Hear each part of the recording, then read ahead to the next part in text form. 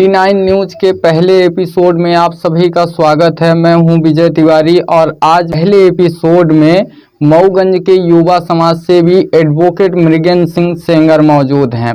आज हम लोग युवा समाज सेवी मृगेंद्र सिंह सेंगर से बात करने वाले हैं और आज हमारी खास बातचीत रहेगी युवा समाज सेवी से कि किन मुद्दों को लेकर युवा समाज सेवी आगे बढ़ रहे हैं। सबसे पहले तो आपका बहुत बहुत स्वागत है T9 न्यूज में। विजय जी बहुत बहुत धन्यवाद और ढेर सारी शुभकामना आपको चैनल प्रारंभ करने के लिए, आपको और आपकी पूरी टीम को धन्यवाद।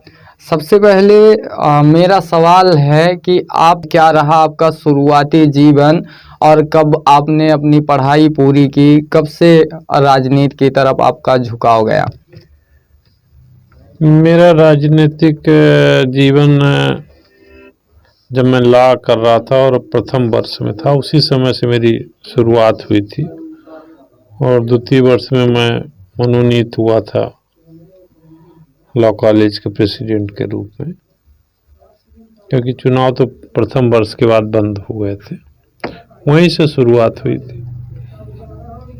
आप मूलतः कहाँ से बिलोंग करते हैं? मेरा गांव तो हनुमाना तहसील में गौरी मर्यादपुर है, वहाँ से। आप पहली अपनी पढ़ाई प्राथमिक पढ़ाई जो किए तो वो कहाँ से किए हैं कंप्लीट? प्राथमिक पढ़ाई हमारी यहीं गांव के स्कूल से हुई और फिर हायर सेकेंडरी गौरी से हुई। इसके बाद फिर कॉलेज की पढ़ाई? कॉलेज में मैं बीएससी किया था गवर्नमेंट कॉलेज सतना से, फिर एलएलएम में रीवा टीआरएस कॉलेज से। छात्र जीवन में ऐसा क्या दिखा राजनीति में आपको कि आपका झुकाव राजनीति की तरफ हो गया? देखिए, राजनीति, लोकतंत्र में राजनीति सर्वोपरि है, क्योंकि सारे मुद्दे सदन में तय होते हैं, जनप्रतिनिधि तय करते हैं।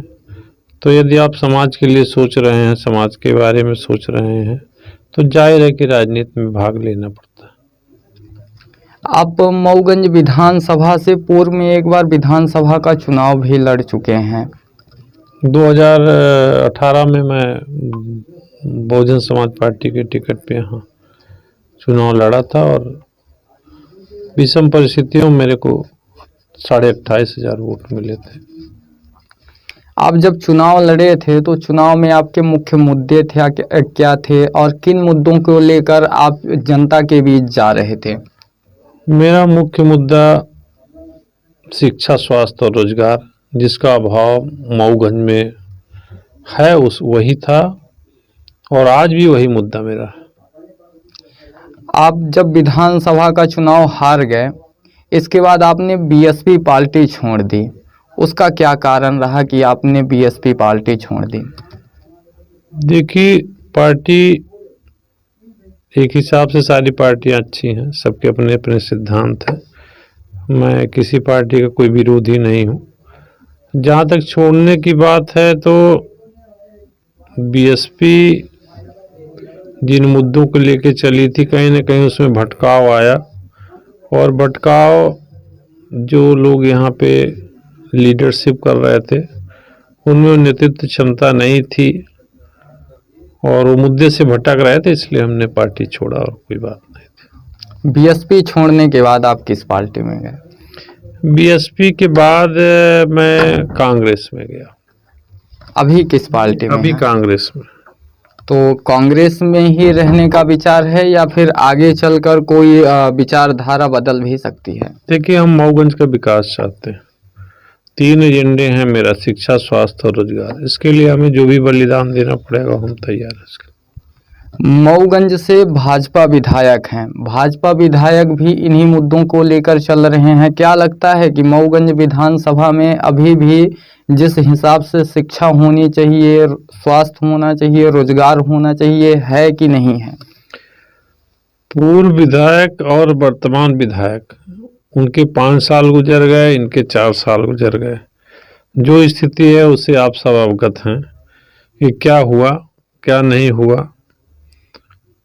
हम उनकी न उनका हम विश्लेषण कर रहे हैं, ना उनकी आलोचना कर रहे हैं। उनका क्या प्रयास रहा है सब आप सबके सामने है, कुछ कहने की बात नहीं।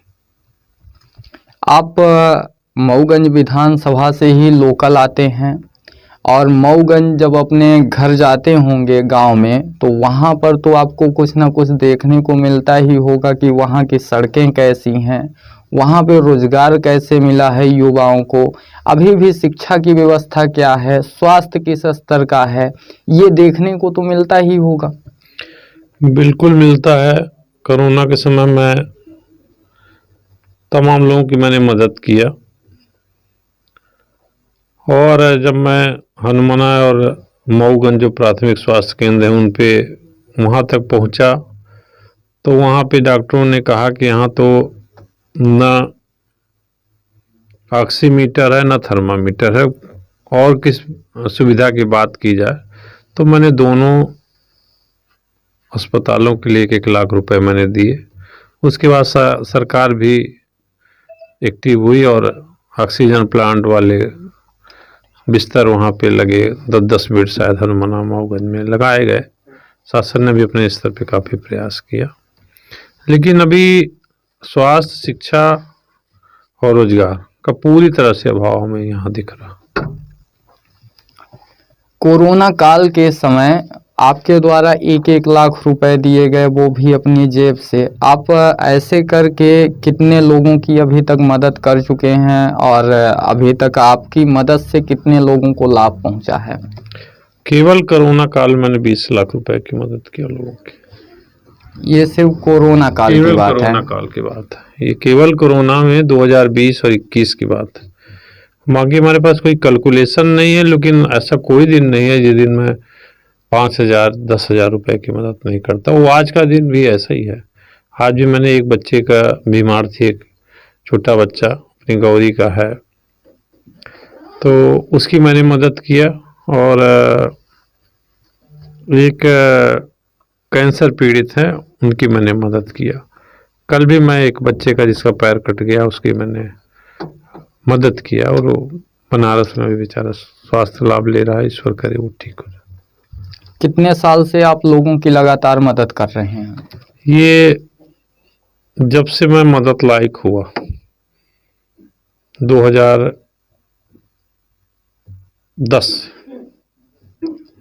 2022 चल रहा है, 2010 से आप लगातार लोगों की मदद कर रहे हैं।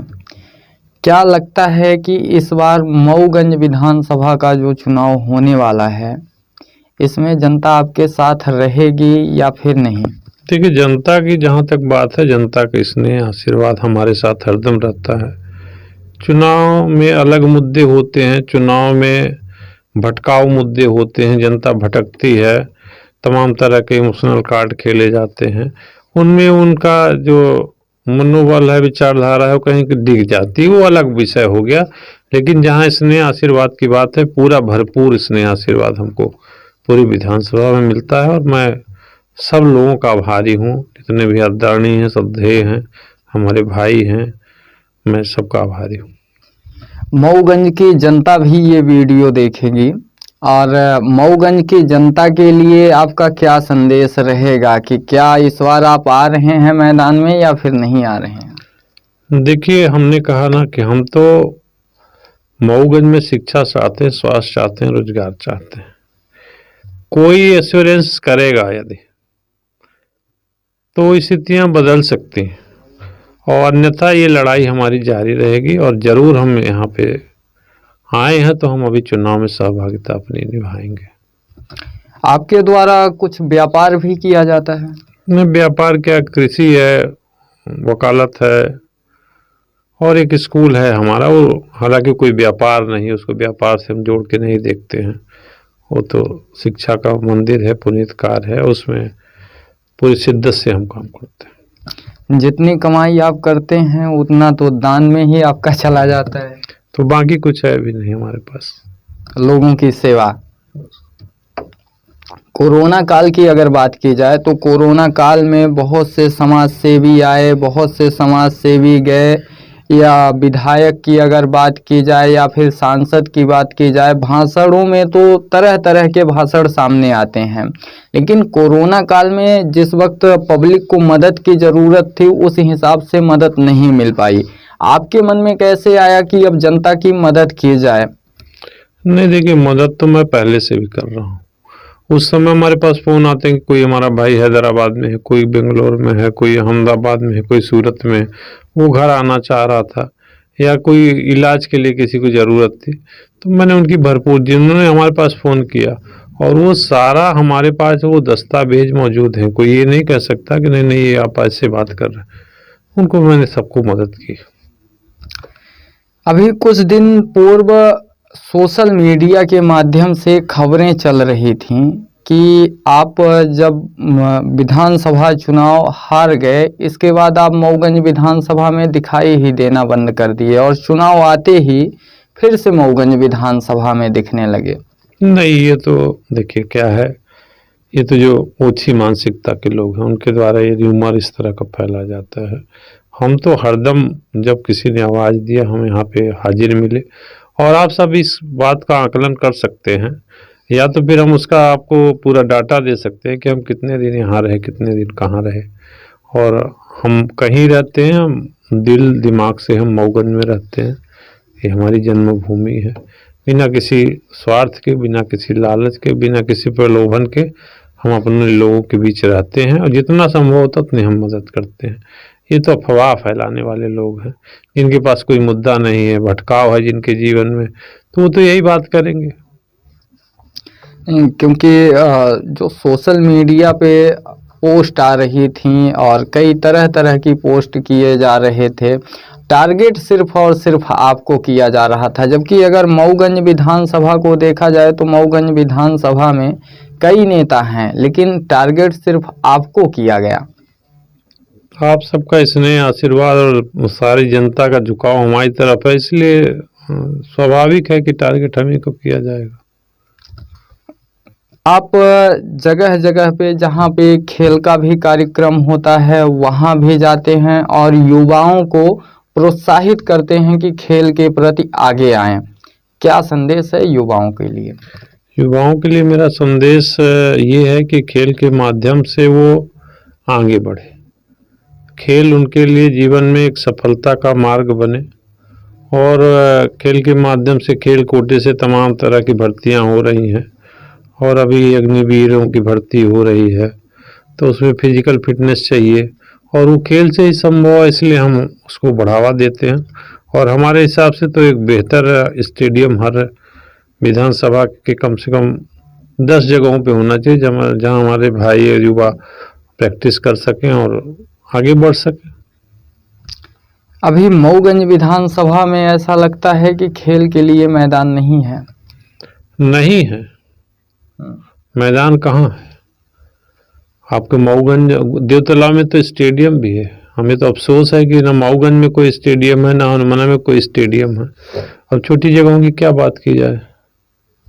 प्रशासनिक लोग तो बोलते हैं और सरकार के लोग बोलते हैं कि मऊगंज विधानसभा में कई सारे ग्राउंड हैं और सरकार के द्वारा युवाओं को खेल के प्रति प्रोत्साहित करने के लिए कई कार्यक्रम भी करवाए जा रहे हैं। नहीं तो ये तो सब आप सबके संज्ञान में होगा कि कितने कार्यक्रम हो रहे हैं, और लेकिन स्टेडियम तो नहीं है।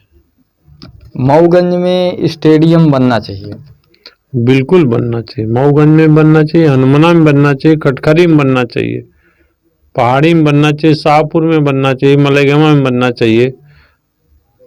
कम से कम 10 स्टेडियम होने चाहिए। एक सलैया में बना हुआ है लेकिन अनुपयोगी। युवाओं के बीच आपकी लोकप्रियता काफ़ी देखने को मिलती है। युवाओं के द्वारा जो भी खेल का कार्यक्रम किया जाता है उसमें आपको सबसे पहले आमंत्रित किया जाता है, ऐसा क्यों? वो तो उनका स्नेह है, ये तो कोई सवाल जवाब का विषय नहीं है। वो स्नेह रखते हैं, प्रेम रखते हैं, अपनापन रखते हैं, इसलिए वो आपको बुलाते हैं। मैं उनका भी आभारी हूँ। हम ये कह सकते हैं कि आने वाले मऊगंज विधानसभा चुनाव में मऊगंज विधानसभा से एडवोकेट मृगेंद्र सिंह सेंगर मैदान में रहेंगे। अब ईश्वर की कृपा होगी, आप सबका आशीर्वाद होगा तो जरूर रहेंगे, बेशक रहेंगे, इसमें कोई दो राय। आप कांग्रेस के ही टिकट से लड़ेंगे या फिर किसी और टिकट से भी जा सकते हैं? अब ये तो देखें, समय बताएगा, समय की प्रतीक्षा में। अभी समय की आप प्रतीक्षा करेंगे? बेशक प्रतीक्षा करेंगे। मऊगंज विधानसभा वासियों के लिए कोई संदेश? मेरा तो हरदम संदेश रहता है कि राजनीति के लिए आपसी भाईचारा, सौहार्द बिगाड़ने का जो प्रयास किया जाता है कई लोगों के द्वारा, उसे हमें आप सबको परहेज करना है। जो हमारी संस्कृति है, सभ्यता है, जो अपनापन है, वो कहीं न कहीं चुनाव से प्रभावित होता है। तो मेरा यही है कि चुनाव अपनी जगह है, लेकिन अपना भाईचारा, मान सम्मान, मर्यादा को बनाए रखें। यही मेरा संदेश। चलिए, बहुत बहुत धन्यवाद आपको। T9 न्यूज के पहले एपिसोड के आज हमारे मुख्य अतिथि थे एडवोकेट मृगेंद्र सिंह सेंगर, और आज हमारे द्वारा एडवोकेट मृगेंद्र सिंह सेंगर से कई तरह के सवाल किए गए, लेकिन इन सभी सवालों का एक ही जवाब निकल कर आया कि आने वाले विधानसभा चुनाव में एडवोकेट मृगेंद्र सिंह सेंगर मैदान में रहेंगे। इसी के साथ मैं विजय तिवारी